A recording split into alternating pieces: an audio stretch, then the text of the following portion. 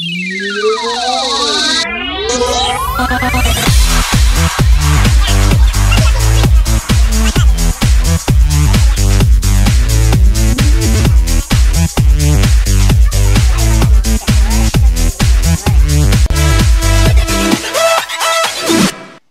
and welcome to today's episode of We the Doctors. My name is Dr. Jules. Today we are talking about a sickness that is very, very scary, but I think the back is worse than its bite, because at the end of the day, it's not so bad after all. So we are here to help you understand what it's about. Of course, I'm here with my colleagues, Dr. Valeria, Dr. Yvonne, and Dr. Oke. And we'll be taking it from the beginning. Let's talk about the definition now. We're talking about febrile convulsion. Simply put, convulsion that is associated with a fever, okay? And we find it in children between 6 months and 6 years. Most people have heard of this, and maybe they've been with somebody that has experienced something like this before. And it can be very, very frightening when you see a child that is that frail, just having a seizure. It's very, very scary. But let us explain to you what happens when a child has febrile convulsions, okay? But before we go into that, okay, there are some peculiar things that our beloved people, Nigerians, do that we must address today. Sometimes I think I should have a gavel. Like, I should go like a judge, Judge Judy. Because we have to talk about it. They are very, very scary. Most of them, I'm just hearing them for the first time. When my colleagues were talking about it, I was like, people practice these things. Yeah. You will be shocked. Believe us when we say these things. They're quite, I don't know the word to use, repulsive, but people practice them. Yeah, they do not work, please. Let's start from the first one. Dr. Valeria. You were mentioning earlier, spiritual. We'll talk about spiritual attack. Yeah, so the truth of the matter is this. First, I think we need to explain to these people that this febrile convulsions really just means fever, convulsing because of fever. Yes. And that especially most times when the temperature is higher than 38 degrees Celsius, most times people tend to have this. Now, some people will see a child that is having convulsions and they think it's a spiritual attack and they start pouring olive water or nutty water and putting different things and all of that. We're not saying that the prayers don't work. Some people use it, in those days I understand they used to give them, that's why they give them tribal marks. Yes. And they say that this child is a child that will always die and come back to life or something, and maybe the child wanted to go off and stuff like that. So some people will think that it's a spiritual attack, basically, as opposed to getting their medical care. Some mothers too do something that, like what Dr. Jules was saying, is very, I don't even know what to say. They actually will urinate into the mouth of this baby. So even don't see. I'm serious. That's what they do. Seriously. People do it. You sit in the clinics because they believe that it will stop it. Yes, really, you sit in the clinics and they tell you that even after you urinated into the baby's mouth, that it didn't stop. Yes. These are the kind of things. We are talking about mouths. When people have seizures, children have seizures, you find them putting things into the baby's mouth. Yes. They believe that's very common, actually. They put spoon, put all sorts of things. I've even seen them tie stick and put inside. Simple reason. They say when they convulse, they are going to swallow their tongue. And then they forget that a child's tongue is about the size of a shoe. That's most likely going to injure that child. Yes, that's actually what injures the child. And the child's tongue is about the size of the child's shoe. So how are you going to swallow your tongue? Really? Well, I guess the whole spiritual attack thing and using herbal concussion kind of go together. Yes. Lots of things have been used. My goodness. Please, you want to stay tuned because we're going to talk about the things that actually cause this condition.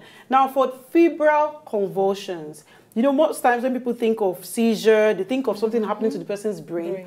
For febrile convulsion, the brain is not affected whatsoever. Absolutely. So the causes vary. For instance, we all know malaria. Okay? Yes.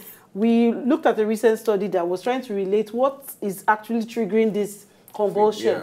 Is it how high the fever is or how fast? But eventually they concluded that it's not because the fever is very high.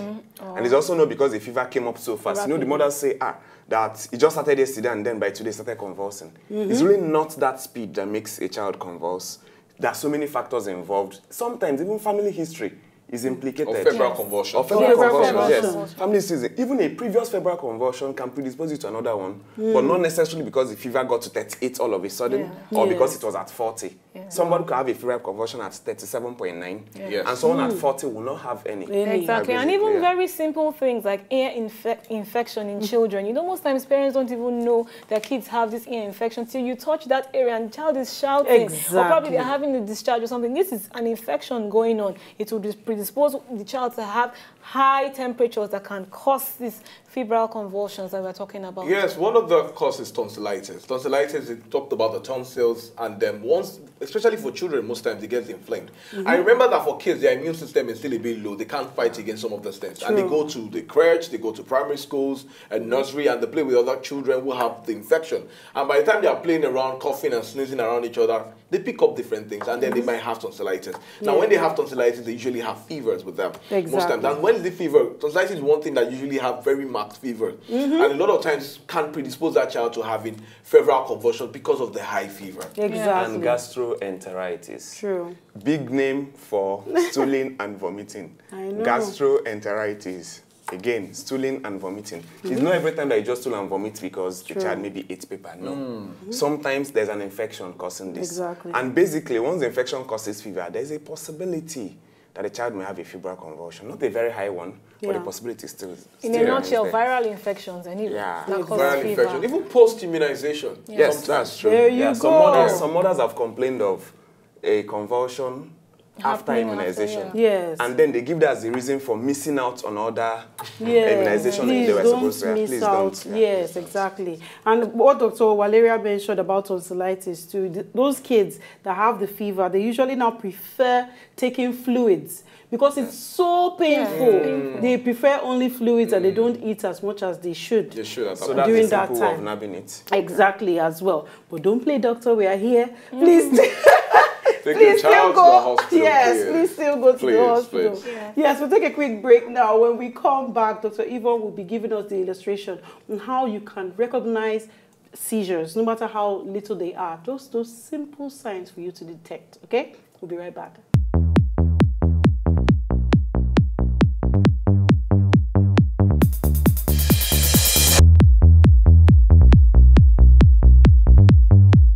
Coming up next. Have to recognize in a child to be able to make this diagnosis in quotes that your child is having a febrile seizure.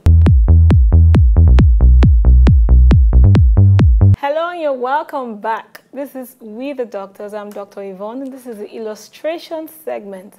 We've been talking about febrile convulsions, like the name says febrile. Febrile means fever when there's a temperature, so to say. We've been talking earlier. This usually happens in children between the ages of 6 months to 6 years, like Dr. Jules said earlier. So what happens in this particular scenario, most times parents are so scared because this thing is happening probably for the first time. But it's good to note that if it has happened once, there's a 70% chance that it can happen again. Then also, like we said earlier, it runs in families as well. But we want to note the things that you have to recognize in a child to be able to make this diagnosis in quotes that your child is having a febrile seizure. The first thing, like I said before, is markedly elevated temperature. Talking of temperature ranges between 38 degrees centigrade to like 40. It's really high. That's high grade. Then also there's the jerking or twitching. Sometimes they expect that the seizure is outright jerking like an adult where the person is moving back and forth. It may not be that vigorous. It may just be that the child is twitching the hands or the legs. It may not be on both sides. It can even be on only one side. So these little things are the things that actually are pointers to the fact that, oh, this child is probably having a seizure. So, Dr. Valeria. Yes, it's interesting you talk about the fact that some people may not know. They may be expecting the typical adult kind of convulsion and your hands are jerky and stuff like that. But for kids, sometimes even oral secretion sometimes. You just find that there are foams coming out from their mouth and all of that. For some babies, when they stand up, they just fall. They fall. I like that, so to say, and all that. Very, basically, very distressing. Yeah, and you can have children that stool on themselves, on their body and urinate. That's true. Now, when a child hasn't learnt continence meaning ability to control urine or stool, you may not really note it easily. But imagine a child that's finally learned to control himself and then suddenly urinates on himself. One point that we always want to look out for is what happened immediately after that. You find them becoming drowsy and wanting to go to bed. So subtle things like that. When children are on admission, we have to argue with the parents. You find parents saying, no, the child does this, but sometimes it's just that incontinence. That is the point that this fever has just thrown a seizure. Yes, and what you just mentioned usually happens when the child has lost consciousness. Yes. I know it can be very scary. You are calling your child, the child is not responding. You are looking at the child, he's exhibiting certain features, rolling the eyes, it's not, you know, focusing on you. You know, the person is not, the child is not there with you. We call it loss of consciousness. But after a while, just keep calm.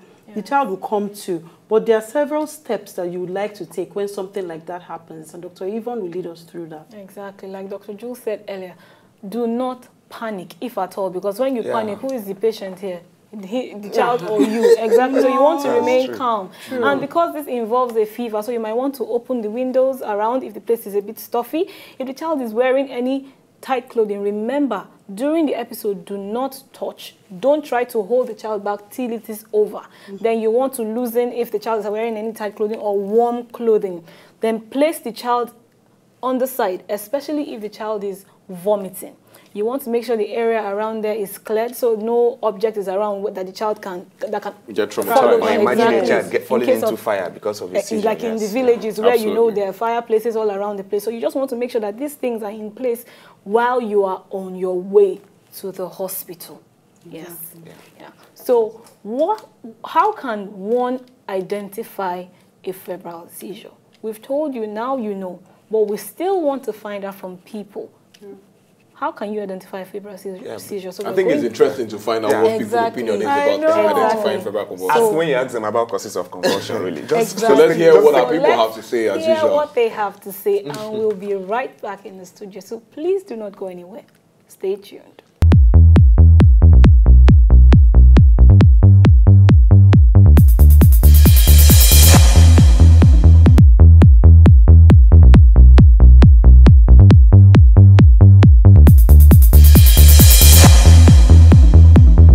Convulsion. Naturally, I would just say environmental status sometimes causes that. When you're not keeping your environment as better as making your home in a perfect state of mind, so it causes all those things like that. So which we have to avoid of most times like that. Keeping your children in a better state makes them of the best one in the world. Convulsion. In reality, I cannot say per se because I have not witnessed it and I don't pray to witness such. Sometimes I think it's they call it when the room where the child is placed is not, when there's not enough ventilation, that too can cause it. Yes, it can. Actually, I haven't experienced it, but basically what I used to hear is excess of feverish and untreated malaria can cause such problem to kids. You know one thing about conversion, there are age limits on that. Once a child is above 6 or 8 years, don't expect him to suffer, to have such a sickness any longer. If there's anything above that age, it's no more conversion. It can consult doctor or spiritualist or the other way around.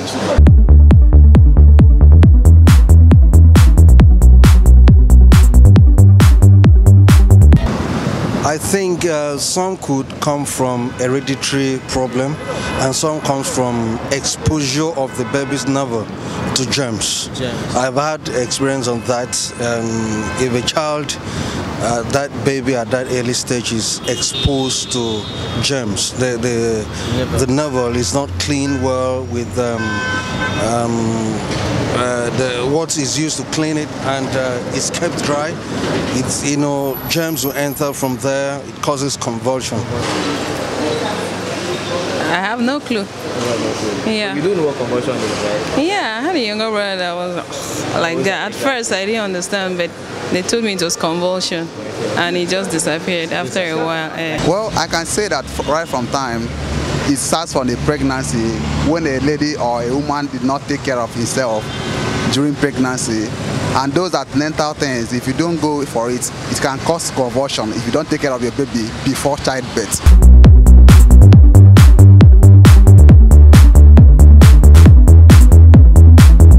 Hello and you're welcome back. If you're just joining us, this is We the Doctors. My name is Dr. Valeria, and we have been talking about febrile convulsions, which, I mean, literally, to explain again, means that fever resulting in convulsion. And we explained earlier on that it's usually found in kids, most times between the ages of 6 months to about 6 years.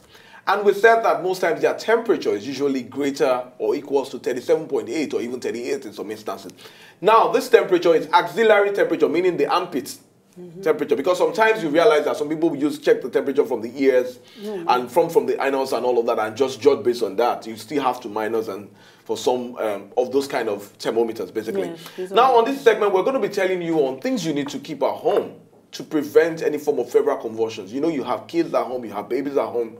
They're prone to fevers. You don't want them having febrile convulsions. One of the most important things, which is the thing I just mentioned now, is that you need to have a thermometer at home. It's very, very imperative. It's very important for every mother to have a thermometer at home. Your child is having a fever. You put your hand on your child's forehead or around the neck like people usually do. And then you think that child's body is hot at that point in time. Please, you are not a doctor at that point in time. There's no way you put your hand on someone's neck and you just conclude that that person is hurt. Because that person may have been coming right from under the sun where has been playing ball and they're supposed to, you know. So you need to use a thermometer to check accurately and be sure of that child's temperature. A temperature greater or equals to 37.3 is usually said to be fever. Now, when it starts getting 37.8, 38, you might have to start to worry. Mentioned something earlier talking about putting the thermometer check where they check through the anus. Please, the one he's talking about is the one for under the arm. Please don't put it in your child's anus. I'm begging you. That is it. Then again, you want to have it's called rectal paracetamol, not the one you take by mouth, because you shouldn't actually give the child anything by mouth. So you want to put it into the anus. It's just when he's convulsing, tablet just to help with the temperature. Yeah. Additionally, you know, immediately after a convulsion, most children will go to sleep. Yes. So that's what she's saying about putting something by mouth. When convulsing and immediately after convulsion, you don't want to put anything to the baby's mouth. Again, tepid sponging. Another big word for something small. Just get a napkin, or face towel, dip in warm water, not cold water, not ice cold water, lukewarm water, and then rub the child's body with it. This is just a simple way of running down the child's temperature. Remember, when you come back home and you are hot, what do? You want to take a bath. That's what you are doing for the child, except you're not supposed to use very cold water because of the problems it could cause for the child. Yes. And remember, nothing by mouth still. So don't say you're trying to tepid sponge the mouth and you put water into the baby's mouth. Just tepid sponge the body. And like we mentioned earlier, I think we've overemphasized on not putting anything inside the mouth of the child. It's very important because of choking. And you also mentioned earlier that the child can foam in the mouth, the saliva and all whatnot can be in the mouth. You want to tilt the head to the side. If it's a baby, you can carry the baby on the left side and just tilt the baby slightly, okay, so that all the fluids can come out of the baby's mouth. Tepid sponging, you also want to expose the child. Remove tight clothing, exactly. Sometimes you see some babies they bring to the hospital and say, my baby child has a fever. Meanwhile, this child has been thoroughly buffed up. They are coming all the hot sun, they will wear sweater, put the hold and everything. On your way to the hospital, expose the child. Just some mothers come with the baby only in the diaper. That's fine. You know the thing, mothers don't know. They believe they are protecting the child by covering up. Sometimes they're protecting from my child is having chills and protecting from those evil spirits. They're protecting from everything. Oh my God! Because that's the belief. Not the evil spirits. What questions do we have on social media? Before we get the questions on social media, I would like to emphasize seriously. Now, if your child has a febrile convulsion, your child has a fever at all, don't play the doctor. The paracetamol you're giving to that child would only help to crush the fever. But there is an underlying cause for this thing. Please remember to take that child to the hospital afterwards. And don't be scared also that your child might have brain problems later in life. No.